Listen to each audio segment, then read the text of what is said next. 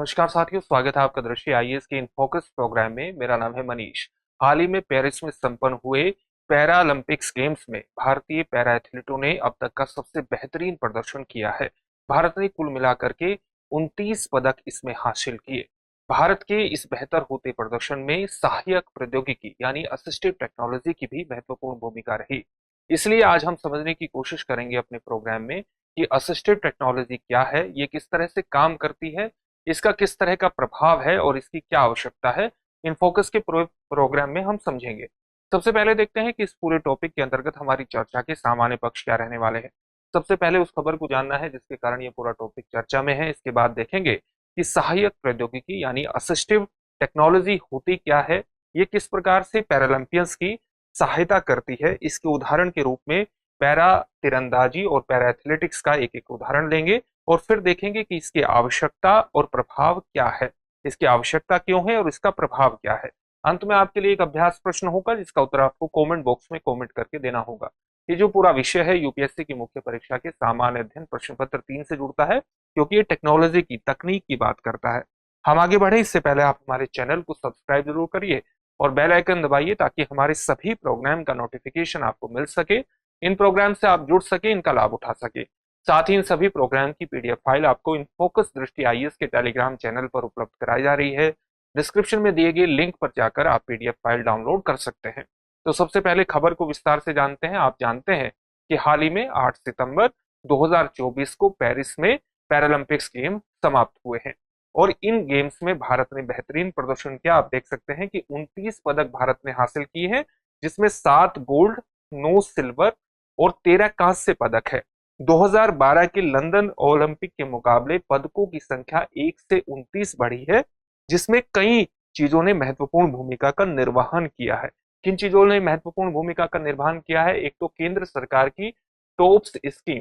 क्या है tops scheme? Target Olympic podium scheme, इसकी महत्वपूर्ण भूमिका रही है। साथ ही ओलंपिक्स में खेलों का दायरा भी बढ़ता चला गया है। भारतीय दल का बढ़ता आकार ने भी इसमें महत्वपूर्ण भूमिका निभाई है और साथ ही सहायक प्रौद्योगिकी की भी इसमें भूमिका रही है, असिस्टिव टेक्नोलॉजी की भी इसमें भूमिका रही है। तो इस प्रोग्राम के अंतर्गत हम असिस्टिव टेक्नोलॉजी के बारे में जानेंगे कि वस्तुतः होती क्या है, इसकी आवश्यकता क्या है और इसके प्रभाव क्या है। भारत, आप जानते हैं कि जो पैरालंपिक्स खेल हैं, इनकी शुरुआत कब से हुई थी? 1960 में रोम पैरालंपिक्स से हुई थी और भारत ने इन खेलों में भाग लेने की शुरुआत कब की? 1968 से। और 1968 ही वो ईयर है जब सहायक प्रौद्योगिकी का पहली बार इन खेलों में इस्तेमाल होने लगा था। तो इसके सारे पक्षों पर हम आज चर्चा करने की कोशिश करेंगे, लेकिन सबसे पहले देखते हैं कि सहायक प्रौद्योगिकी असिस्टिव टेक्नोलॉजी वस्तुतः होती क्या है। और इसकी परिभाषा हमारे सामने आती है विश्व स्वास्थ्य संगठन के नाम से, यानी विश्व स्वास्थ्य संगठन इसकी परिभाषा देती है। और विश्व स्वास्थ्य संगठन कहता है कि ऐसे उत्पाद और या ऐसी प्रणालियां जो यांत्रिक रूप में हो सकती है, मैकेनिकल रूप में हो सकती है, इलेक्ट्रिकल रूप में हो सकती हैं, इलेक्ट्रॉनिक रूप में हो सकती हैं, जो किसी व्यक्ति के संज्ञानात्मक यानी कॉग्निटिव, इसके अलावा उसके श्रवण यानी उसकी हियरिंग, गतिशीलता यानी मोबिलिटी, इसके अलावा उसकी दृष्टि यानी विजन और संचार संबंधी कार्यों में मदद करती है, यानी कम्युनिकेशंस में मदद करती है।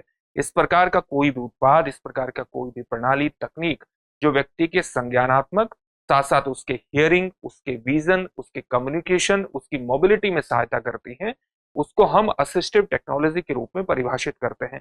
कौन कौन व्यक्ति इसका प्रयोग करते हैं? भिन्न रूप से सक्षम बुजुर्ग इसका इस्तेमाल करते हैं, बच्चे इस्तेमाल करते हैं, वयस्क इस्तेमाल करते हैं, दीर्घकालिक स्वास्थ्य समस्याओं से जूझ रहे व्यक्तियों द्वारा भी इसका इस्तेमाल किया जाता है, चाहे वो डायबिटीज के मरीज हो या डिमेंशिया, जिसमें व्यक्ति की धीरे धीरे याद करने की क्षमता कमजोर होती चली जाती है और धीरे धीरे व्यक्ति ये भी भूलता चला जाता है कि उसे व्यवहार किस प्रकार से करना है। साथ ही दुर्घटनाओं या बीमारियों से उबरने वाले लोगों द्वारा भी असिस्टिव टेक्नोलॉजी, सहायक प्रौद्योगिकी का इस्तेमाल किया जाता है। साथ ही अगर आप इसके उद्देश्यों को देखें तो इसका उद्देश्य यह है कि व्यक्ति के स्वास्थ्य को लगातार बेहतर स्थिति में बनाए रखा जा सके और उनके कल्याण को सुनिश्चित किया जा सके, ताकि व्यक्ति परिवार के साथ साथ समुदाय यानी अपनी कम्युनिटी और खेल जैसी व्यापक प्रतिस्पर्धाओं में, व्यापक पार्टिसिपेटिव प्रतिस्पर्धाओं में भाग ले सके। तो व्यक्ति के संपूर्ण वेलबींग को सुनिश्चित करना इसका महत्वपूर्ण काम है। अगर इसके सामान्य उदाहरण को देखें तो जितने भी श्रवण तकनीक है या जो हियरिंग यंत्र हैं उनको इसके अंतर्गत शामिल किया जाता है, व्हील चेयर को इसके अंतर्गत शामिल किया जाता है, थेराप्यूटिक जूते शूज को इसके अंतर्गत शामिल किया जाता है, चिकित्सीय जूतों को भी इसके अंतर्गत शामिल किया जाता है। लेकिन खेल में इस्तेमाल होने वाली असिस्टिव टेक्नोलॉजी या सहायक प्रौद्योगिकी के अंतर्गत किन किन चीजों को शामिल किया जाता है, जैसे संशोधित रेसिंग साइकिलें, रेस में इस्तेमाल होने वाली साइकिलें इसके अंतर्गत आती हैं। साथ ही तीरंदाजी के लिए रिलीज ब्रेसेस, जिसके माध्यम से तीर कमान से तीर को छोड़ा जाता है। साथ ही दौड़ने के लिए रनिंग ब्लेड्स का इस्तेमाल होता है। अगर किसी व्यक्ति को एक पैर नहीं है या दो पैर नहीं है तो रनिंग ब्लेड्स का इसके अंतर्गत इस्तेमाल होता है खेल प्रतिस्पर्धा में, और विशेष व्हील चेयर्स का भी इस्तेमाल होता है। तो ये कुछ महत्वपूर्ण उदाहरण हैं असिस्टिव टेक्नोलॉजी के जिनका प्रयोग खेल में किया जाता है। तो असिस्टिव टेक्नोलॉजी के बारे में हमने सामान्य जानकारी हासिल कर ली। पैरालंपियंस को किस प्रकार से ये सहायता करता है, इसके संपूर्ण परिप्रेक्ष्य को हम उदाहरण के सहित समझेंगे। और ये भी जानना जरूरी है कि पेरिस पैरालंपिक्स 2024 में भी इनका व्यापक स्तर पर प्रयोग हुआ है। 22 खेलों में प्रतिस्पर्धा पैरालंपिक्स गेम पेरिस में हुई है और 549 पदकों के लिए प्रतिस्पर्धाएं हुई है, जिसमें 4000 एथलीटों ने भाग लिया है। और सभी खेलों में इस असिस्टिव टेक्नोलॉजी यानी सहायक प्रौद्योगिकी का इस्तेमाल हुआ है। किन किन खेलों के अंतर्गत इसका इस्तेमाल हुआ है, जैसे पैरा तीरंदाजी, para athletics, para badminton, para judo, para power lifting, shooting, para sport, para तैराकी, पैरा टेबल टेनिस और पैरा साइकिलिंग के साथ साथ पैरा कैनोइंग, जिसे डोंगी के नाम से संबोधित करते हैं, जो छोटी सी बोट होती है, उसकी प्रतिस्पर्धा से संबंधित है। निष्पक्ष प्रतिस्पर्धा को सुनिश्चित करने के लिए एथलीटों को उनकी सक्षमता के आधार पर वर्गीकृत भी किया गया है, यानी भिन्न सक्षमता के आधार पर उनको कैटेगराइज भी किया गया, उनका क्लासिफिकेशन भी किया गया, ताकि लगातार प्रतिस्पर्धा के अंतर्गत एक निष्पक्षता, एक फेयरनेस के तत्व को बनाए रखा जा सके। हम इसमें एक दो उदाहरण भी देखेंगे, लेकिन उससे पहले आपके लिए एक सूचना है। सूचना यह है कि दृष्टि आईएएस ने हाल ही में एक नई पहल शुरू की है जिसका नाम है क्विक अपडेट। ये प्रोग्राम हमारा सप्ताह में 3 से 4 दिन आया करेगा। बाजार संबंधी महत्वपूर्ण खबर जिसका हमारी अर्थव्यवस्था पर विशिष्ट इम्पैक्ट है, प्रभाव है, उसको हम क्विक अपडेट के अंतर्गत शामिल करते हैं। इसमें आप करंट घटना के साथ साथ उसके स्टैटिक पोर्शन को भी जान सकते हैं। तो इस प्रोग्राम को दोपहर के बाद देखना ना भूलिए। सामान्यतः इस प्रोग्राम की जो अपलोड टाइमिंग है वो आपको 7 बजे देखने को मिलेगी। सामान्यतः ये टाइम आप इसका रहेगा। साथ ही दृष्टि आईएएस ने हाल ही में सीसैट 2025 की तैयारी करवाने के लिए भी एक लाइव ऑनलाइन बैच प्रारंभ कर रही है। दृष्टि लर्निंग ऐप पर यह उपलब्ध है। इसमें एडमिशन प्रारंभ हो चुके हैं। 3 अक्टूबर से कक्षाएं आरंभ हो जाएंगी और अधिक जानकारी के लिए आप इस नंबर पर कॉल कर सकते हैं। अब हम 2 उदाहरणों को देखते हैं जहां पर असिस्टिव टेक्नोलॉजी का प्रयोग करते हैं। आप देख सकते हैं कि पेरिस पैरालंपिक 2024 में भारत की एक तीरंदाज जिनका नाम है शीतल देवी, उन्होंने कांस्य पदक जीता और इन्होंने भी असिस्टिव टेक्नोलॉजी का भी इनके लिए इस्तेमाल किया गया इस प्रतिस्पर्धा के अंतर्गत। हम देखते हैं कि किस प्रकार से इन्होंने असिस्टिव टेक्नोलॉजी का प्रयोग किया। जैसे रिलीज एड के रूप में आप ये देख रहे हैं, इसका प्रयोग रिलीज एड के रूप में किया गया, जो कि एक ट्रिगर के रूप में इस्तेमाल करती है बो स्ट्रिंग के लिए, यानी जो तीर कमान है उसके लिए एक ट्रिगर के रूप में इस्तेमाल करती है। और इस ट्रिगर के रूप में ये फिंगर का इस्तेमाल न कर करके इसका इस्तेमाल करती है, जिसको हम रिलीज एड के नाम से जानते हैं। इसी प्रकार से एक और असिस्टिव टेक्नोलॉजी है। आप देख सकते हैं यहाँ पर किस तरह से माउथ टैब लगा है। माउथ टैब का इस्तेमाल क्या होता है, जैसे इसमें हाथ का इस्तेमाल स्ट्रिंग को पीछे खींचने के लिए, जो तीर कमान है उसको पीछे खींचने के लिए हाथ का इस्तेमाल न करके ये माउथ का इस्तेमाल करते हैं। और इसके लिए जो असिस्टिव टेक्नोलॉजी है वो माउथ टैब है। आप इसकी स्थिति को यहाँ पर देख सकते हैं और ये स्ट्रिंग से इस प्रकार से जुड़ी रहती है। इसी प्रकार से अपने निशाने की एक्यूरेसी को बनाए रखने के लिए, उसकी विशुद्धता को बनाए रखने के लिए यहाँ पर आप एक और असिस्टिव टेक्नोलॉजी का उदाहरण देख सकते हैं, टेलीस्कोपिक साइट, जो कि इनके एक्यूरेसी को, इनकी विशुद्धता को इंप्रूव करती है और निशाना लगाने में इन्हें मदद करती है। तो ये असिस्टिव टेक्नोलॉजी का एक महत्वपूर्ण उदाहरण है। इसी प्रकार से आप रेसिंग के अंतर्गत देख सकते हैं कि किस प्रकार से जो रनिंग ब्लेड्स हैं उनका इस्तेमाल किया जाता है, जो कि स्प्रिंटिंग में मदद करते हैं, जो कि भागने में मदद करते हैं। और ये नीचे पैरों की तरह एक यंत्र से जुड़े होते हैं जिसको हम कार्बन कंपोजिट कहते हैं। और उसी प्रकार से ट्रैक पर स्प्रिंटिंग के लिए यहाँ आप देख सकते हैं कि चीता फ्लेक्स बूट, इनका नाम है फ्लेक्स बूट, चीता फ्लेक्स बूट के नाम से जानते हैं।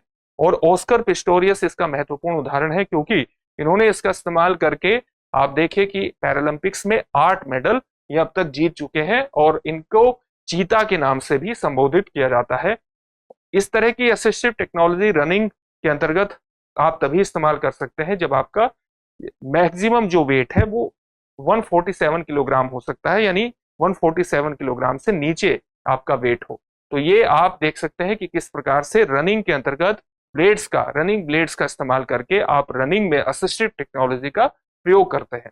इसी प्रकार से अलग अलग खेलों में सहायक प्रौद्योगिकी का इस्तेमाल करके न केवल इस तरह के खेलों में पार्टिसिपेशन को बढ़ाया जाता है, भागीदारी को बढ़ाया जाता है, बल्कि उनके वेलबींग को भी ध्यान में रखा जाता है। क्योंकि अगर आप में एक सेंस ऑफ अकम्प्लिशमेंट आता है, एक किसी चीज को अचीव करने का उपलब्धि का भाव आता है, तो वो व्यक्ति के वेलबींग में, उसके कल्याण में महत्वपूर्ण भूमिका का निर्वहन करता है।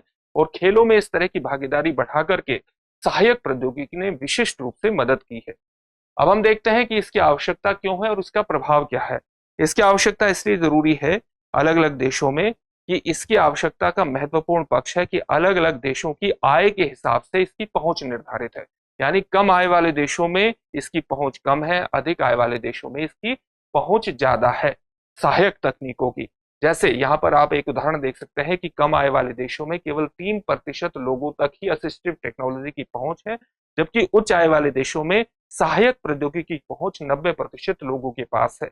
विश्व स्वास्थ्य संगठन का एक अनुमान है कि व्हील चेयर की आवश्यकता वाले केवल 5 से 35% लोगों के पास ही व्हील चेयर है। और इसी प्रकार से जो हियरिंग लॉस से पीड़ित है, जो श्रवण हानि, सुनने की शक्ति से पीड़ित, सुनने की कम शक्ति है, ऐसे लोगों के पास 10% से भी कम लोगों के पास इससे संबंधित जो सहायक प्रौद्योगिकी है उस तक पहुंच है। तो सबसे पहली जरूरत इसी बात की है, सबसे पहली बात आवश्यकता इसी चीज की है कि इन असिस्टिव टेक्नोलॉजी की अलग अलग देशों में पहुंच को बढ़ाए जाने की आवश्यकता है।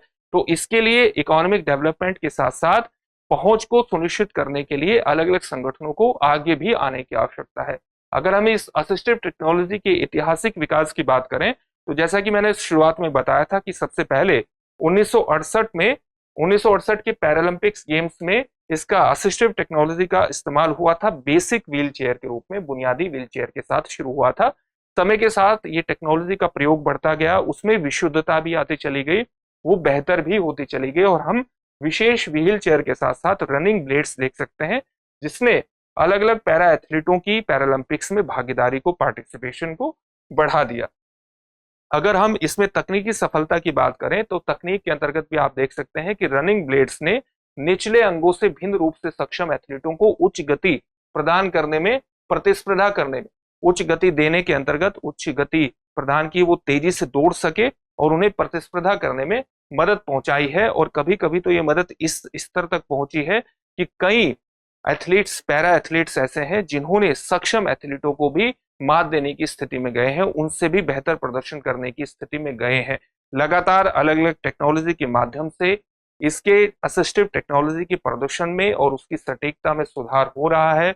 उसके लिए न्यूरो प्रोस्थेटिक्स के साथ साथ आर्टिफिशियल इंटेलिजेंस मेथड्स को विकसित किया जा रहा है। लेकिन इससे संबंधित कुछ चुनौतियां भी हैं और चुनौतियां यह है कि इनका दुरुपयोग भी हो सकता है, क्योंकि कई उदाहरण ऐसे भी आते हैं कि इस तरह की असिस्टिव टेक्नोलॉजी के इस्तेमाल से कई एथलीट्स को बहुत ज्यादा मदद भी मिलती है, यानी वो एज में चले जाते हैं, प्रतिस्पर्धा में कहीं ना कहीं उनको जरूरत से ज्यादा बढ़त भी मिल जाती है। और इसका एक महत्वपूर्ण उदाहरण है ब्लैक लीपर का, जिन्होंने अपने कृत्रिम अंगों, आर्टिफिशियल ऑर्गन्स के माध्यम से ओलंपिक में प्रतिस्पर्धा जो करते थे, वो सक्षम जो खिलाड़ी थे उनको भी प्रतिस्पर्धा, उनको भी मात देने में सक्षम थे। और इसलिए इंटरनेशनल ओलंपिक पैरालंपिक कमेटी ने उनके आवेदन को एक नॉर्मल जो पैरालंपिक होते हैं, सामान्यतः समर पैरालंपिक के अलावा जो ओलंपिक खेल होते हैं, ओलंपिक के खेल में उन्हें प्रतिस्पर्धा करने से इनकार कर दिया, क्योंकि असिस्टिव टेक्नोलॉजी उन्हें इस स्तर तक मदद कर रही थी कि वो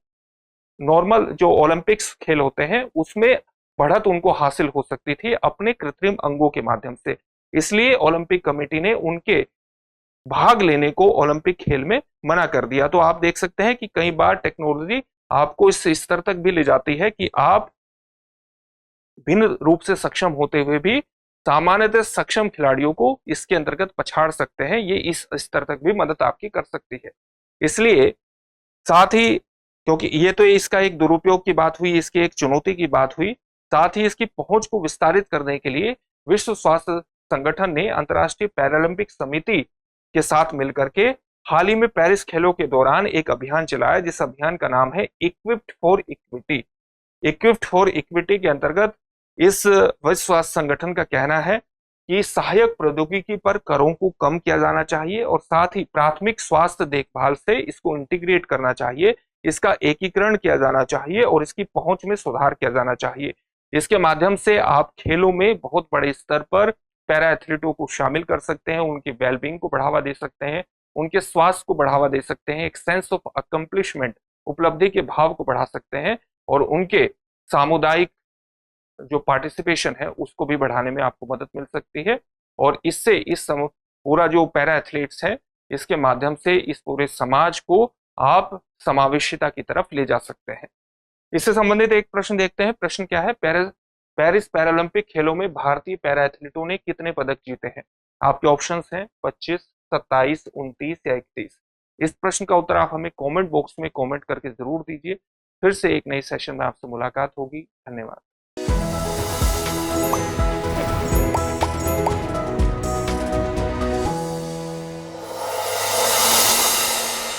डियर व्यूअर्स, अपने एग्जाम की तैयारी को और बेहतर करने के लिए हमारे चैनल को लाइक, शेयर और सब्सक्राइब करना न भूलें।